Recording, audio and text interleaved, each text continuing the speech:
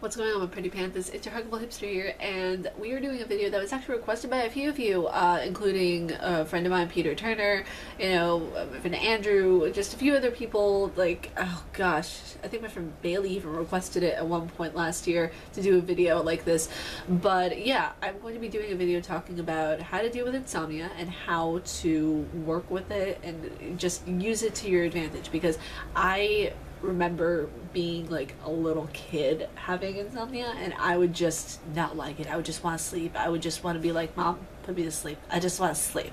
I wouldn't say it like that, but it would include some sass. But before we jump into today's video, be sure you're subscribed to my channel. That way you don't miss out on future content. Phone, be quiet. I'm trying to tell the people of the interwebs that they should subscribe to my stuff. Alright, just shh. So, I don't have anything scripted out for this. I'm just going to go with the flow from experience on what I think might be some major points. And there are 5 major things, just 5 major things that you need to understand whenever dealing with insomnia. If you guys, have dealt with it or are dealing with it currently, please leave a comment down below. So the first major thing I would say is, I'm going to talk about my background first and I'm going to get into the 5 things. So, I've been dealing with insomnia for a very long time, probably since I was like 7 years old, and I would always be up late. Like, I would always be a night owl, and I would always want to sleep too, and that's the irony of it, because you want to sleep but you can't sleep. And the closest thing that I can say that insomnia is like is wanting to be able to sleep. Like, you're really desperately tired, but your brain just keeps going, it keeps running, and it keeps going on, not in autopilot, but it keeps, it keeps doing its job without actually like simmering down, and you internally feel like you are hyped up, but you want to sleep at the same time. It's a very contradictory thing, and I think that's why it's so dangerous to have, because you need to get sleep. You need to get those 7 to 8 hours of sleep. Normally I get about 4 to 5 on a good day, but then on the flip side, if I sleep too much, I get like 12 hours of sleep, which is not good for your body at all. You need to get just a healthy intermediate balance, which is why these videos are late today, because my insomnia was really bad. I was up until like 5 o'clock in the morning last night and I could not get to sleep for the life of me, and it felt like I was going to sleep while I was doing my work, and I was like, no, I gotta just shut the computer down. I tried to go to sleep at like, I don't know, 1:30 in the morning, and it didn't work, and then I think I woke up at like 4, and then I just stayed up until 5, and then I fell asleep, and then I woke up at 12 today, which is, it's Saturday, it's not that big of a deal, but still, as an entrepreneur, you have to break the definition of those weekends, and you have to move away from having the stereotypical schedule that a lot of other people might have, because you're doing your own business. You don't have someone telling you that, oh, you get this weekend off or anything like that. You have to dictate to yourself, and you have to work hard enough in order to have weekends, to have days off, and all that kind of thing. So, like, let's say if I were to want, a weekend off or anything, I would have to do prep work for just so much in order to have a weekend off, because normally, like, that's why I take Sundays off, is so I can catch up and I can do things and I can schedule stuff and I can do more writing and I can do more advertising and everything like that, because without a day off on this channel, I think I would be running myself into the ground. So, I don't know how a lot of other YouTubers do it. Wherever I see Mark upload consistently twice a day every day, it's like, even Sundays, I don't know how he does it. So I think it's because he has a team in the background. So I mean, I'm just doing all the editing and videos myself, so whenever I do it, it's just like me, and I feel like the Energizer Bunny. And even that, like, I have both an Arizona iced tea and a coffee right here.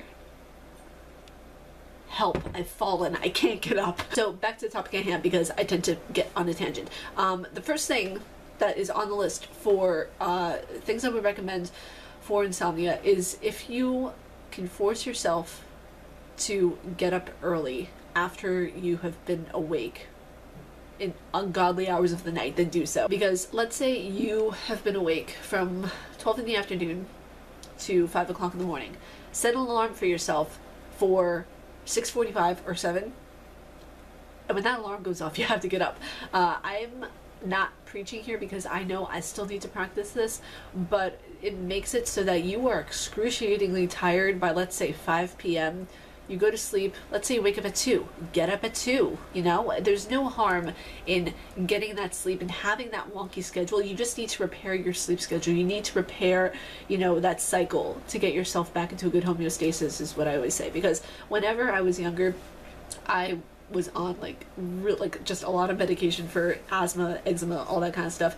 So that's what always kept me up, because I would have to take medication at really wonky hours of the night. So I had one that I would have to take at like 10 p.m. I would have to take prednisone at like 2 o'clock in the morning, because you had to take them like several hours in between, and that was like every night for a good 4 or 5 years that I was doing this for.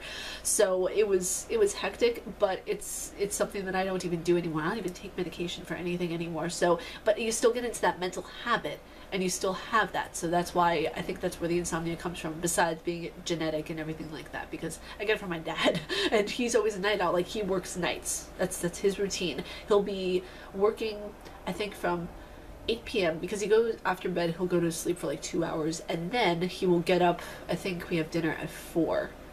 He'll get up at 6, work until 1 a.m., try to get some shut-eye, and then wake up at 5. So it's a very hectic schedule, but that's how he works. That's how everything has always been, because he was in the army, and he even had sleep troubles then, because you have to be up at erratic hours in the Israeli army. So it was really interesting to see where I got it from and how I got that certain sleep mentality from. So one thing I would, like I said, for rule number 1, just wake up when you feel you've gotten enough rest. Like, if you fall asleep at 5 p.m. and you wake up at 2 a.m., get up at 2 a.m. It's not going to do you any harm. Just get work done, do what you need to do, play with your dog or cat, you know, go for a walk or a run. Okay, not a smart idea to go for a walk or run at 2 a.m. Scratch that. But you just keep yourself motivated. Keep yourself, you know, trying to get that sleep cycle going, because you need to be able to, you know, go to bed at 10:30 and then wake up at 6. Like, that's my ideal sleep schedule to be able to do. But just be sure to practice it. You know, it'll take time. I know how frustrating it is, trust me. That I would suggest on my recommendation list is to not eat or drink any sort of caffeine before you go to bed. I know that I have done this so many times, and it's something that I have to stop doing, because like, normally if I'm watching my favorite TV show before I go to bed, or if I'm watching Netflix, or if I'm watching anime, I normally want a snack whenever I watch something. Like, you know, normally I'll have like sweet potato chips or something like that, or I'll have a salad, or I'll have cucumbers, and that doesn't sound unhealthy at all, actually. But sometimes I'll have a sandwich, you know, like there's that rare occasion where I'll make myself a sandwich and watch anime at like 10 o'clock at night, and that's not healthy. Like, normally I stop eating at like 7 or 8 o'clock at night, and I don't eat anything until the next day. But there will be those times that I will drink caffeine before bed. I will have a Red Bull, or I will have coffee, and I will usually want to keep an all-nighter, and I'll have this mentality like, why can't I just pull an all-nighter? There's so much more stuff that I need to do. But it's like a really bad mentality to get into, because then you end up kind of screwing yourself over sleep-wise. And I remember my entire bad sleep cycle started again this past week, when I had to stay up until 3 a.m. to finish work and writing and everything, and I was like, oh, that's not going to be good for me. So yeah, my second rule is do not eat or drink caffeine before bed. I think the suggested thing is, if you, and it's completely different if you have a night shift. You have a night shift and then you have to sleep during the day, then obviously you want to drink something in order to, you know, help keep your stamina up a bit. But if you're just a normal person like me who needs to go to sleep at a decent time and wake up at a really good hour, don't eat or drink anything before bed.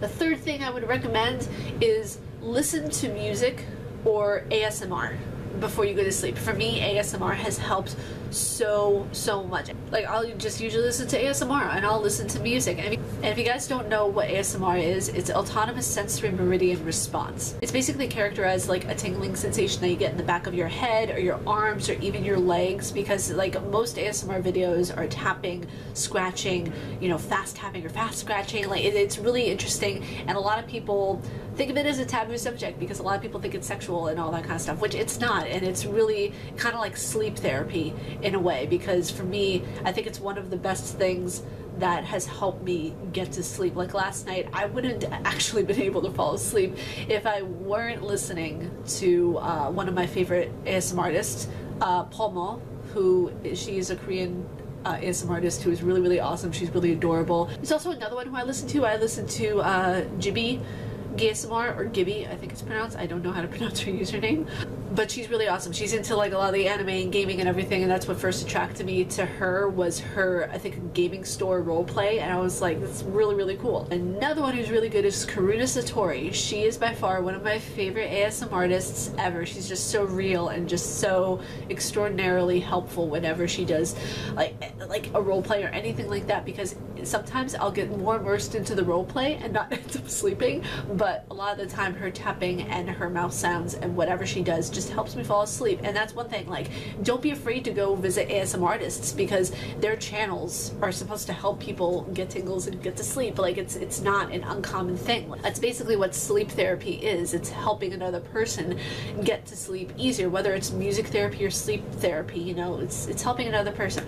So yeah, shout out to those ASM artists, because they're really awesome and they're really helpful. The fourth thing I would definitely recommend is to have an herbal tea before bed. It's helped my insomnia a little bit, at least, but I don't know if that's just a placebo effect that it has, or because I want it to help. But have an herbal tea like Earl Grey or chamomile before you go to bed. I'm getting more into that habit of having tea before bed, because it's something soothing. You know, you don't want to be too revved up, like I said before. Whenever you're about to sleep, you want to fall into a nice easy pattern of sleep and relaxation, so you want to be able to have something to help coax that along, even if it is an outside substance. What I used to do, and I would not recommend it at all for anybody, because I've actually stopped doing it, where I would take Benadryl or I would take Tylenol PM to go to sleep. And it's really bad to get into that habit, because you don't want to have to rely on a medication or a drug to help you get to sleep. And I know a lot of people do that, and you know, a lot, and to each their own, but I've kind of stopped doing that, because I realized how bad it is for your liver, how bad it is for your mental state and everything like that, because I got into the habit of taking it so much, both Benadryl and Tylenol, that it didn't have an effect on me anymore. And this I was taking for like a straight month, every single night when I went to bed. So it's not a good thing to get into the habit of. Don't take prescription medications to go to sleep. Like that, it's just a bad habit to get into in general. So that's one of the main things I would recommend. Don't take Tylenol or Benadryl to help you get to sleep. If you're having an allergic reaction to something and you cannot get to sleep because of your sniffly nose, then yes, by all means, take Tylenol or take Benadryl, more importantly, but don't just take it because you want to fall asleep. So the fifth and final thing that I would definitely recommend for sleeping better or trying to get over insomnia is to make a schedule for yourself. Make a schedule before you go to sleep. And this is something I love doing, because number one, I'm OCD and I absolutely love making myself schedules anyway. I love planners, I love organization, I love everything about it. But one thing that has helped somewhat with my insomnia is making a schedule for the next day, because I want to accomplish everything all at once, and I can't. Nobody can accomplish anything all at once. So make yourself a set list of things that you need to do for the next day that you don't have to do immediately. Like, let's say, for example, yesterday I had to record 3 videos, write 2 articles, and work on a press kit and little things for my business, because there's still a lot of learning about business and I had to learn more Japanese.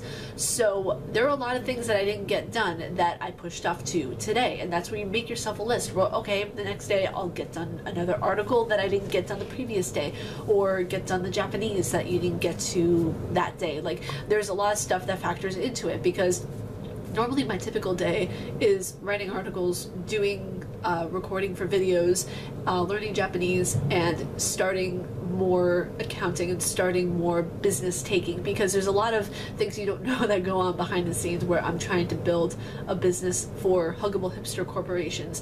And yes, I'm trying to get an LLC for that. I'm trying to do copyright for that and everything. So if anybody's thinking about taking Huggable Hipster, don't even, because I saw another channel who used my name in their titles, and I contacted them and I was like, you know, this name is copywritten, right? So for future reference, yes, that name is copywritten. It is going to be soon in LLC.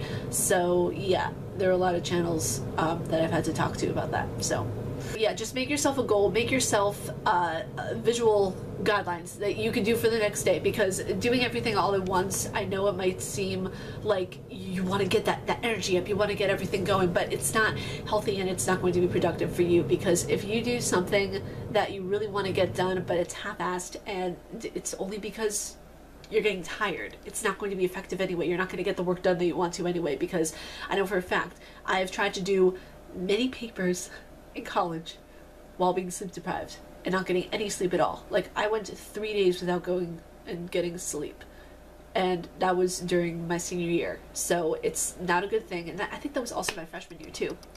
Yeah, it was definitely my freshman year, because I had biopsych tests I had to do, chemistry classes, just all that kind of thing, and you need to be able to get sleep, especially if you're in college. Please get your sleep. I know it's tempting to do all-nighters, trust me, I've done them, but it's not going to be effective in the end result. In the end result, you're just going to be tired, overworked, and hangry. Like, just don't do that to yourself. Get good sleep.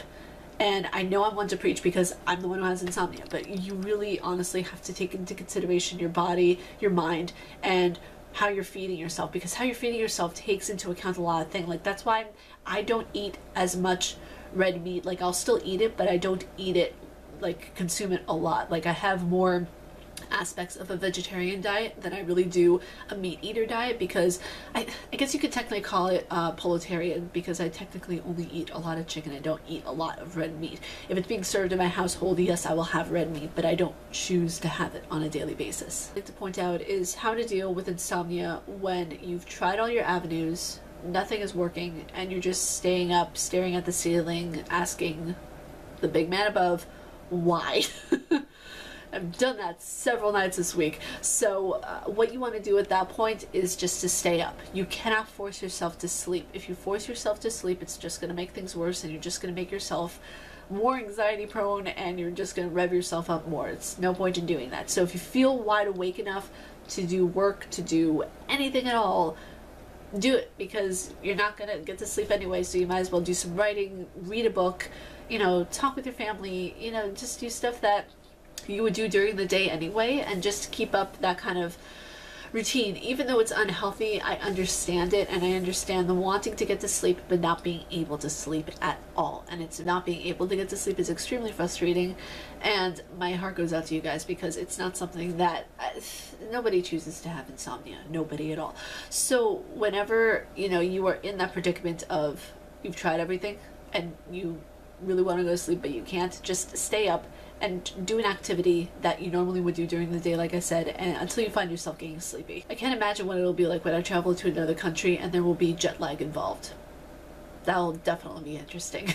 Which I don't have advice for. I've never dealt with jet lag before, so if you guys have any advice on how to deal with jet lag, let me know down in the comments below. I would love to hear that. But I think that's going to be it for me for today. I really hope you guys took something away from this video. I hope that the people who requested this video got something out of it as well, because there were quite a few people who actually requested for me to do an insomnia topic. So, but if you guys enjoy my face and what I do, please be sure to subscribe and hit the bell down below, because I make videos every damn day. Stay casually nerdy, you guys, and I will see you guys on Monday. Peace.